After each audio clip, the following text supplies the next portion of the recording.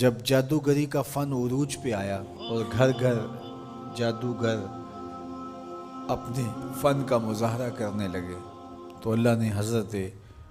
موسیٰ علیہ السلام کو کرشماتی عصا عطا کیا جو جادو کے فخر کو توڑ کے رکھ دیتا ہے۔ کبھی اژدہا بن جاتا ہے، کبھی ٹارچ بن جاتا ہے، کبھی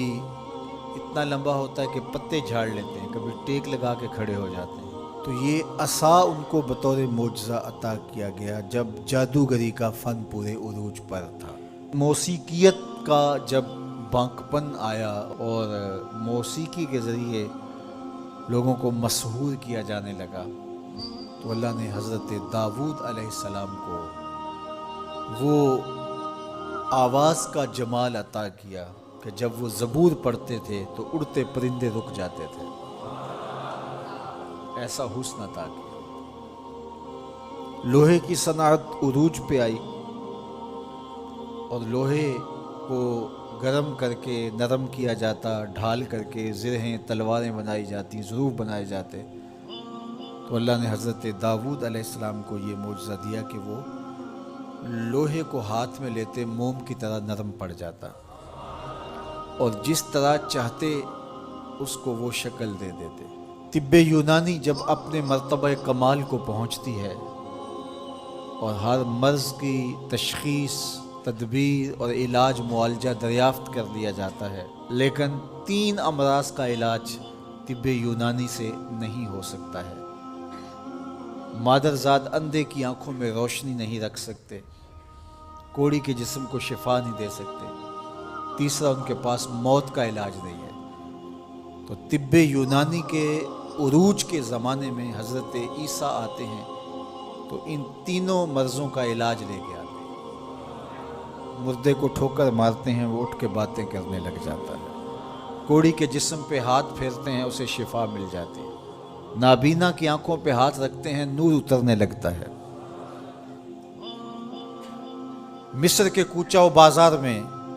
جب حسن والوں کے حسن کے چراغ جلنے لگے اور ایک سے بڑھ کر ایک حسین دل لبھانے لگا، ان کی عشوہ ترازیاں نیندیں اچاٹ کرنے لگیں، تو اللہ نے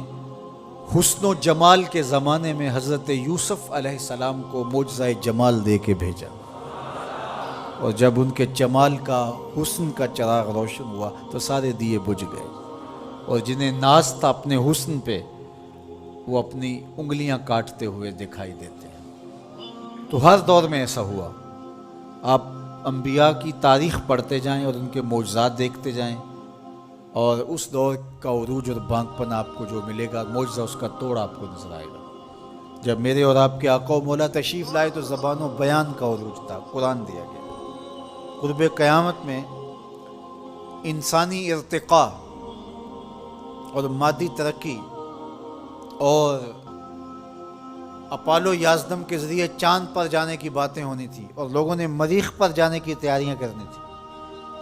تو اللہ نے اپنے محبوب کو دوسرا بڑا معجزہ معراج عطا کیا کہ دنیا الٹی چھلانگیں بھی لگاتی پھرے، وہاں کسی کا خیال بھی نہیں پہنچ سکتا جہاں محمد عربی کے قدم پہنچ گئے۔ میرے امام بولے، خرد سے کہہ دو کہ سر جھکا لے، خرد سے کہہ دو کہ سر جھکا لے، گماں سے گزرے گزرنے والے، یہاں خود پڑے ہیں جہت کو لالے، کوئی کیا بتائے کدھر گئے تھے، سراغ عین و متا کہاں تھا،